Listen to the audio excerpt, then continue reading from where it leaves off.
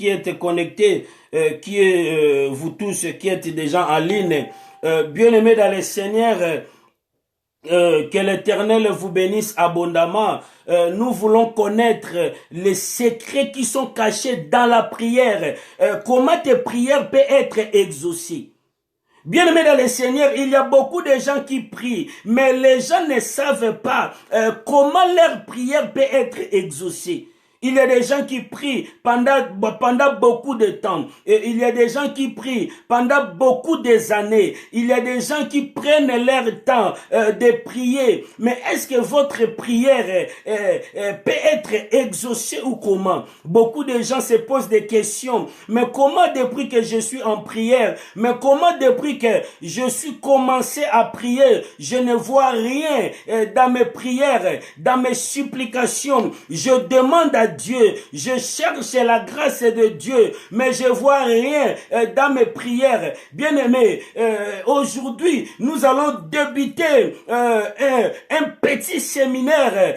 Nous allons toujours commencer ce moment à minuit pour montrer les secrets qui sont cachés dans la prière. Comment tu peux être exaucé dans tes prières? Comment tu peux chercher Dieu dans les prières, bien-aimés? C'est vraiment très important. Il ne faut pas prier sans avoir connaître les secrets qui sont cachés dans la prière. Parce que, bien-aimé, si tu connais pas les secrets qui sont cachés dans la prière, tu peux commencer à prier en multipliant des vaines paroles. Toi, tu penses que non, mes prières, mes paroles, ça arrive jusqu'au Dieu. Mais tu es en train de multiplier des vaines paroles. Comme la Bible nous dit dans le livre de Matthieu, chapitre 6, verset 7. Il ne faut pas prier, multiplier des vaines paroles en vain. Il y a des gens qui prient comme ça. Ils multiplient des vaines paroles. Ils prient beaucoup. Ils multiplient des vaines paroles. Ils pensent que comme je multiplie des vaines paroles, mes prières ou ma prière seront exaucées. Il faut connaître l'importance. Il faut connaître les secrets qui sont dans la prière. Bien-aimés, je veux que vous sachiez ces choses. Dans la prière, nous avons trois grandes dimensions. Pour embraler le monde de ténèbres, nous avons trois secrets. Nous avons trois dimensions dans la prière. Bien-aimés, dans la prière, nous avons la prière elle-même. Comme le premier secret, c'est la prière elle-même. Et la deuxième, bien-aimé, le deuxième secret, dans la prière, bien-aimé dans le Seigneur, c'est l'invocation. Mais comment tu peux invoquer Dieu? Bien-aimé dans le Seigneur, c'est très important de connaître ces choses pour ne pas commencer à prier en multipliant des vaines paroles pour rien, de gaspiller ton temps pour rien. C'est vraiment très important de connaître ces choses. Et dans la prière, nous avons aussi l'invocation. Dans la prière, nous avons aussi des déclarations. Ce sont des dimensions de la prière. Donc dans la prière, nous avons trois grandes dimensions. La prière elle-même. Nous avons la déclaration. Et dans la prière, nous avons aussi l'invocation. Donc c'est très important de connaître. Mais il faut connaître la prière, c'est quoi? Il faut connaître l'invocation, c'est quoi? Et il faut aussi connaître la déclaration, c'est quoi? Comment tu peux faire des déclarations pour que des déclarations soient en action? C'est vraiment important. Mais dans la prière, nous avons plusieurs chambres. Excusez-moi. Dans la prière, bien-aimé, nous avons plusieurs chambres. Et dans la prière, nous avons la prière elle-même. Comme la première chambre, nous avons la prière elle-même. Dans la prière, nous avons aussi la supplication. La supplication, je vais démontrer chaque élément dans la prière pour avoir la connaissance. Comment tu peux être exaucé dans la prière? Comment tu peux tomber tes ennemis dans la prière? Comment tu peux vaincre tes ennemis dans la prière? Comment tu peux prendre la supériorité de tes ennemis dans la prière? C'est très important de connaître ces choses, bien-aimés dans le Seigneur. Et dans la prière, dans les chambres de la prière, n'oubliez pas, bien-aimés dans le Seigneur, je dis et je répète, dans la prière, nous avons des chambres. Et dans la prière aussi, nous avons des dimensions. Mais dans les dimensions de la prière, nous avons que 3 dimensions dans la prière. La prière elle-même, la déclaration et l'invocation. Ce sont les dimensions de la prière. Et je vais démontrer comment tu peux invoquer. Et je vais démontrer comment tu peux déclarer pour déclencher les faits dans le monde des ténèbres. Mais dans la prière aussi, nous avons les chambres. Nous avons les chambres dans la prière. Je vais me répéter. Et la première chambre dans la prière, c'est la prière elle-même. Je veux que vous notez ces choses. C'est vraiment très important. Nous avons la prière elle-même. Et dans la prière, nous avons aussi la supplication. Ce sont des choses qui sont cachées, qui sont au-dedans de la prière. Et dans la prière, nous avons aussi la requête. Ce sont des secrets que je vous donne. Nous avons aussi la requête dans la prière. Et dans la prière, nous avons aussi des actions de grâce. Nous allons connaître ces choses. Mais c'est quoi la supplication? Mais c'est quoi la requête? Mais c'est quoi l'action de grâce qui sont cachées dans la prière? Et dans la prière, nous avons aussi l'adoration. Ce sont des chambres qui sont cachées dans la prière. Et dans la prière, nous avons aussi la louange. Donc ce sont des chambres. Nous allons comprendre 6 chambres dans la prière et 3 ces dimensions. Je me répète. Je vais me répéter dans les 6 chambres dans la prière. J'ai dit dans la prière, nous avons 6 chambres. Et dans la prière, nous avons 3 dimensions. Donc c'est important de connaître ces choses. Après d'avoir la connaissance de ces choses, bien aimé, maintenant, tu dois commencer à faire taire tes ennemis. Tu prendras maintenant l'autorité sur tes ennemis. Tu vaincras maintenant tes ennemis. Et je vais vous montrer les secrets. Comment voir les gens qui peuvent venir pour te faire du mal. Parce que notre Dieu, il ne nous cache rien. Il ne nous cache rien. La Bible nous dit, rien ne peut être resté caché sans avoir découvert. Il révèle ses serviteurs. Mais il y a beaucoup d'enfants de Dieu. Aujourd'hui, ils ne voient rien. Même si le monde des ténèbres prépare les mauvaises choses contre eux, mais ils ne voient rien parce qu'il manque la connaissance pour approfondir la vie de prière. C'est important. 6 chambres dans la prière elle-même, la supplication, la requête, les actions de grâce, l'adoration et la louange. Et dans les dimensions de la prière, il faut que vous notez ces choses. C'est vraiment important. Dans les dimensions, parce que on doit montrer les dimensions.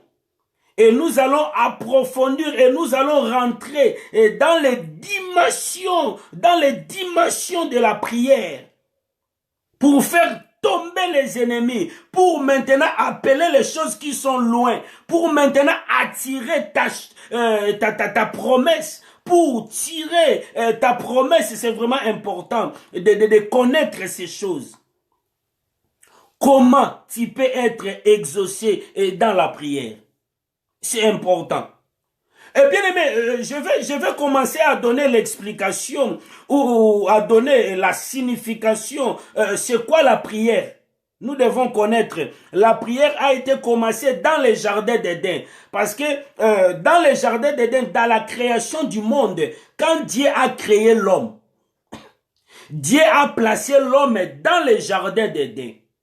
Maintenant, Dieu ne pouvait pas laisser l'homme seul, sans toutefois qu'il crée une rencontre pour commencer à venir chercher l'homme, pour commencer à venir parler avec l'homme.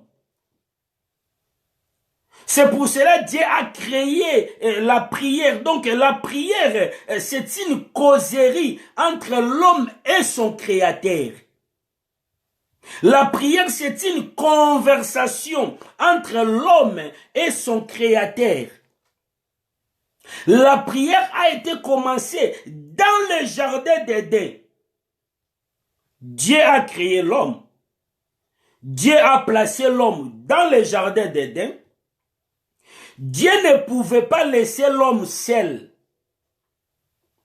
Il faut qu'il cherche un moyen, un lieu de rencontre. Donc la prière, c'est aussi un lieu de rencontre. La prière, c'est la conversation avec notre Créateur. Or, notre Créateur, c'est Dieu. C'est lui qui est notre Créateur. Et la prière, c'est le lieu de rencontre. Maintenant, dans la prière, nous allons comprendre aussi la supplication. La Bible nous dit toujours, je veux qu'on fasse la lecture. Je veux qu'on fasse la lecture, mais n'oubliez pas là où est commencée la prière. La prière a été commencée dans le jardin d'Éden, quand l'homme a été créé par Dieu. Dieu maintenant a cherché un moyen pour être en contact avec l'homme. C'est pour cela que cet moyen-là est appelé la prière. Donc la prière, c'est un lieu de rencontre entre l'homme et son Créateur. La prière, c'est une causerie entre l'homme et son Créateur. Et la prière, c'est une conversation entre l'homme et son Créateur. C'est très important de connaître ces choses. C'est vraiment très important. Maintenant, aujourd'hui, je vais montrer les secrets de la prière. Comment ta prière peut être exaucée. Dans la deuxième dimension, dans la prière, je dis bien que c'est la supplication. Mais la supplication, c'est quoi? La supplication, ce sont des choses qui sont cachées dans la prière. Je veux qu'on lise Philippiens chapitre 4, verset 6. La Bible nous dit, ne vous inquiétez de rien, mais en toutes choses, faites connaître vos besoins à Dieu par des prières et des supplications, avec des actions de grâce. Ces trois choses notées dans ces versets, la prière et la supplication et les actions de grâce. Je veux que vous reteniez ces choses pour avoir la différence. Je dis, la prière, c'est Dieu qui a cherché l'homme. Mais dans l'action de grâce, dans les actions de grâce maintenant, c'est l'homme qui va chercher Dieu. Il faut que vous compreniez ces différences. La prière, je dis, et je répète, la prière, c'est Dieu qui a cherché l'homme. Mais action de grâce maintenant, c'est l'homme qui va chercher Dieu. Nous avons la différence là. Et la supplication, bien aimé, dans la supplication, c'est quoi? La supplication, je voulais maintenant montrer, dans la supplication, nous avons des choses qui sont cachées dans la supplication. Dans la supplication, nous avons l'insistance. Et dans la supplication, nous avons aussi la soumission. C'est la supplication. Ne vous inquiétez de rien, mais faites connaître vos besoins à Dieu par des prières et des supplications.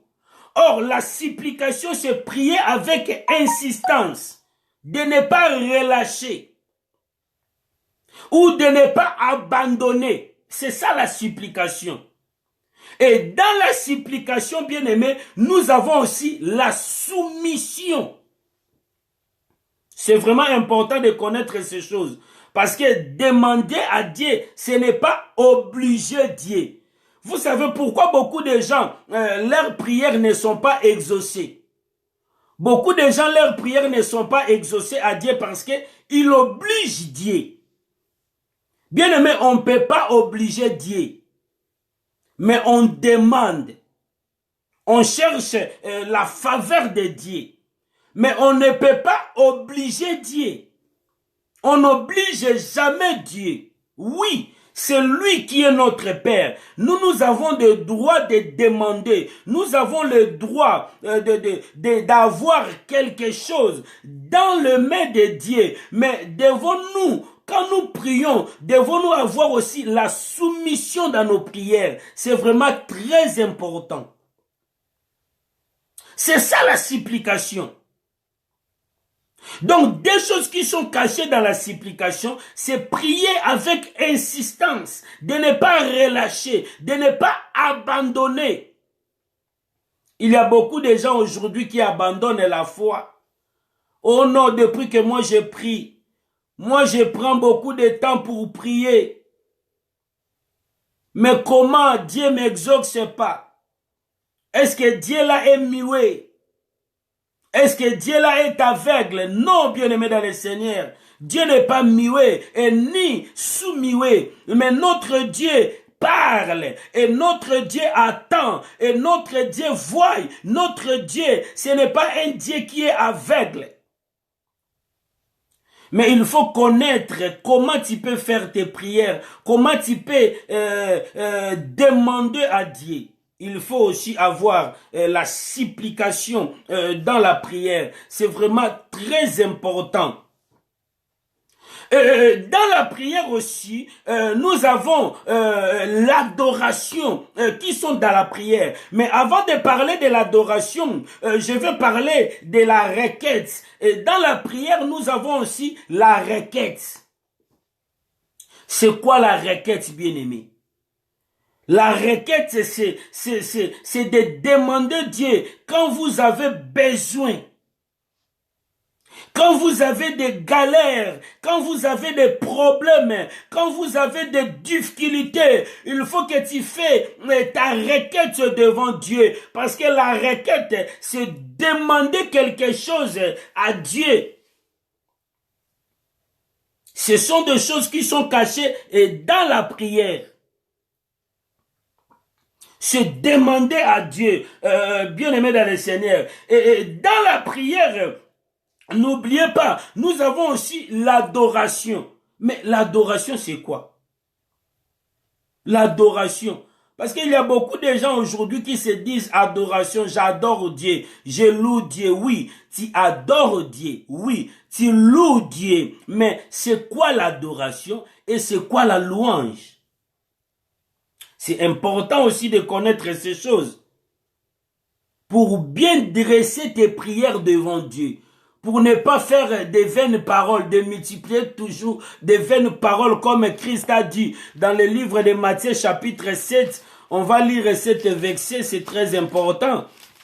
Matthieu chapitre 6, Matthieu chapitre 6, verset 7, la Bible nous dit, en priant, ne multipliez pas de vaines paroles, comme les païens. Il y a des gens comme ça qui prient, qui multiplient des vaines paroles. Ils multiplient des paroles, ils multiplient. C'est pour cela que leurs prières ne sont pas exaucées. Parce qu'ils ne connaissent pas les secrets de la prière. Ils ne connaissent pas comment prier Dieu. Et l'adoration bien-aimés dans le Seigneur, ça nous reste 8 minutes. Après, nous allons rentrer maintenant dans la prière pour invoquer maintenant la puissance de Dieu, pour invoquer la manifestation divine de notre Seigneur Jésus-Christ. Et l'adoration, c'est quoi? L'adoration, c'est rendre gloire à Dieu par rapport à ce qu'il est. Par rapport à sa grandeur, sa divinité, son autorité, son pouvoir, sa capacité, sa force. C'est ça l'adoration. L'adoration, c'est adorer Dieu par rapport à sa capacité, par rapport à ce qu'il est. Il est le roi des rois, il est notre Seigneur des seigneurs. Par rapport à sa divinité, par rapport à sa grandeur, c'est ça l'adoration. Et la louange, c'est témoigner Dieu par rapport à ce qu'il fait. C'est ça la louange. Donc la louange, c'est le témoignage. Donc témoigner Dieu par rapport à ce qu'il fait.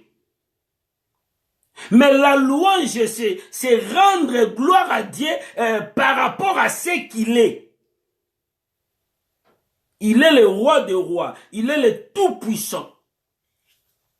C'est ça, bien-aimé dans le Seigneur. Pour vous montrer encore... pour compléter quelque chose dans la prière, pour avoir l'exorcisme dans la prière, bien aimé dans le Seigneur, la prière aussi, ça peut pas être adressé à Dieu déconcentré.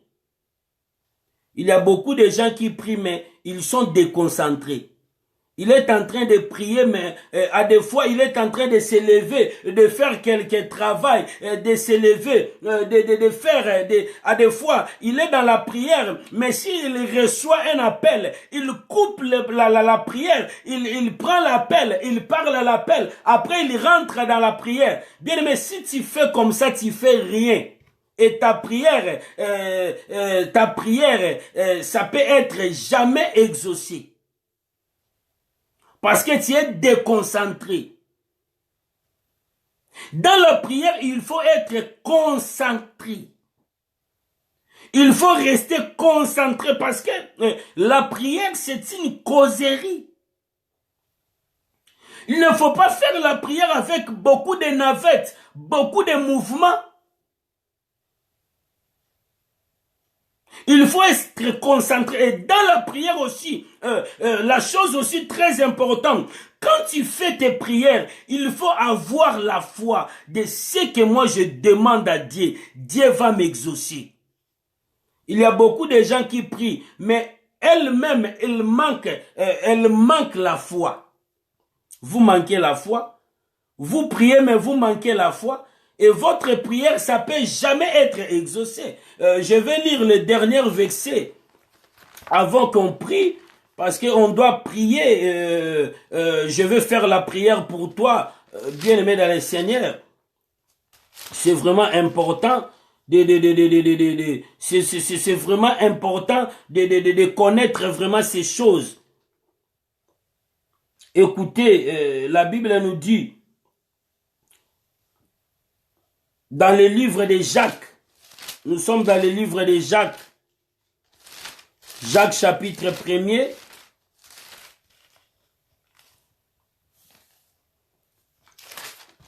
Jacques chapitre 1er, nous sommes dans le verset 5 jusqu'au verset 6. La Bible nous dit, si quelqu'un d'entre vous manque de la sagesse qu'il la demande à Dieu, qui donne à tout simplement et sans reproche, et elle lui sera donnée, mais qu'il la demande avec foi, sans doute. Donc, vous devez connaître, pour avoir l'exaucement dans tes prières, j'avais dit, il faut être concentré dans la prière. Et deuxième chose, il faut avoir la foi dans tes prières, dans tes demandes, dans tes requêtes. Il faut avoir la foi. Et la troisième chose, il faut enlever les doutes. Il ne faut pas prier avec les doutes. Tu pries, mais tu es en train de douter. Si tu pries comme ça, tes prières, elles ne seront jamais exaucées.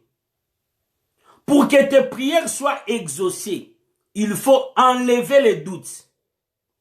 Même dans ton cœur là, il faut enlever les doutes.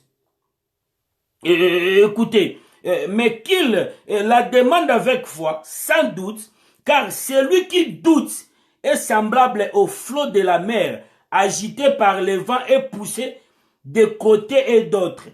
Que tel homme ne s'imagine pas qu'il recevra quelque chose du Seigneur. Donc la personne qui prie avec des doutes, et la personne qui prie sans la foi, cette personne-là, ses prières ne seront jamais exaucées. Dieu ne va pas jamais exaucer la prière d'une personne qui prie avec des doutes. Bien aimé, dans tes prières, il faut enlever des doutes pour avoir les réussites. Pour avoir l'exaucement dans tes prières, il faut enlever les doutes. Il faut avoir la foi. Et il faut être concentré quand tu pries devant Dieu. Bien aimé, ce sont quelques secrets de la prière. Et nous allons continuer demain, à même l'heure, à minuit. Nous allons continuer demain pour vous montrer maintenant comment tu peux commencer à faire des déclarations pour que les choses arrivent. C'est vraiment important.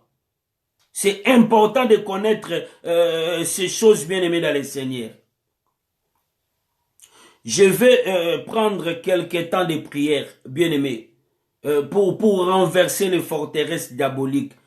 Pour renverser les liens familiaux. Il y a des gens qui ont avec des liens familiaux. Il y a des gens qui vivent dans les blocages. Je veux que tu prennes quelques temps de prière avec moi, bien-aimé. Et Dieu va faire grâce dans cette prière, bien-aimé. Je veux que là où tu es, tu commences à contempler la présence du Saint-Esprit.